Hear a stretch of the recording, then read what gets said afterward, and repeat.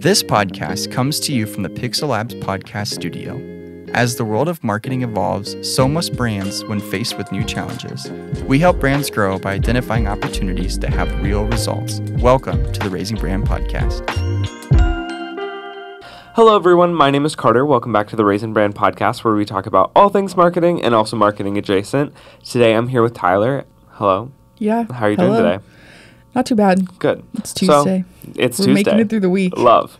I have one big question for you right now. What is one piece of advice you would give someone thinking about going into graphic design? If you have two, you're free to give two, but what is one piece of advice you'd give someone? That's a very solid question. I think for me, the biggest thing is just creating, like, any kind of scale, any kind of project you can work on. There's a ton of resources online as far as like fake projects to work on, like prompt ideas, this, that, and that. Like, there's a ton of resources for you to be able to find projects to work on.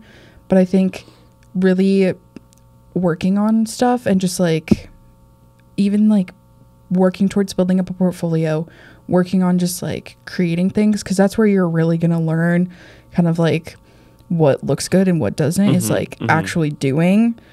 Like, watching videos and tutorials is helpful, but it's only going to go so far, where you really need to be like actually working on projects and kind of sitting down, brainstorming the ideas and like working through that process. Yeah, the hands-on learning is more effective. Is it like with the online things where it's like, oh, here are these prompts, or like, here's how to do something? Is it bad to have those in like a very beginner portfolio? Like, would you like, if it's something that's like, oh, all these people received the same prompt from this source, like, would you have that in your portfolio if you were applying to jobs, internships, like things like that?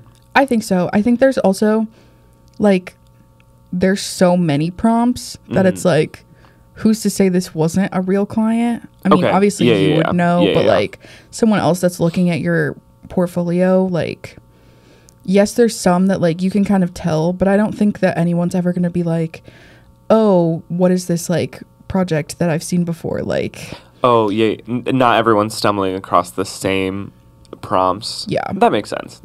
Yeah. And if it's like, I guess people going in graphic design are creatives at heart, or probably creatives at heart, so you're going to take a prompt and run with it wherever you want to run with it. So yeah. And I think from my end of like looking at people's portfolios and like being on the other end of hiring people, it's like, from my perspective, I think it kind of shows the initiative that like you went and did like work, even though you didn't have a like super specific reason to, like, you weren't working on this project for a client. You took the initiative to actually like look up a prompt online and like work on it. So that's good to know that like there's like it showed a desire to learn and wasn't just like another person with this. I guess that makes sense though.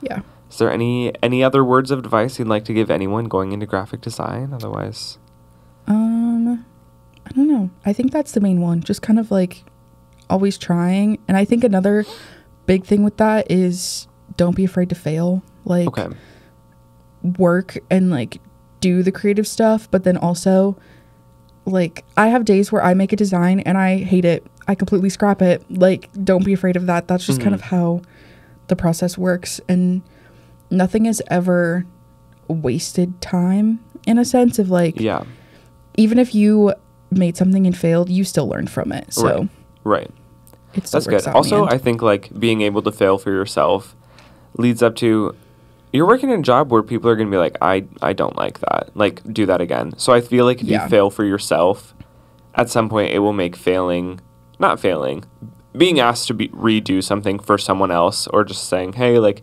we were on different pages with this. I feel like that would make it easier. Oh, yeah. I feel like that will never be super easy to get a critique, like a tough critique where you're like, oh. There's easier things to do. But it's helpful. If you can fail for yourself, you can, I feel like, more easily be asked to redo something for someone else. Oh, yeah. Yeah. All right. Well, thank you. Those were two great pieces of advice. I appreciate you being on here and spitting those out. Fun. All right. Thank you for listening to this episode of the Raisin Brand Podcast, powered by Pixel Labs. Remember to subscribe to stay up to date on all things Raisin Brand.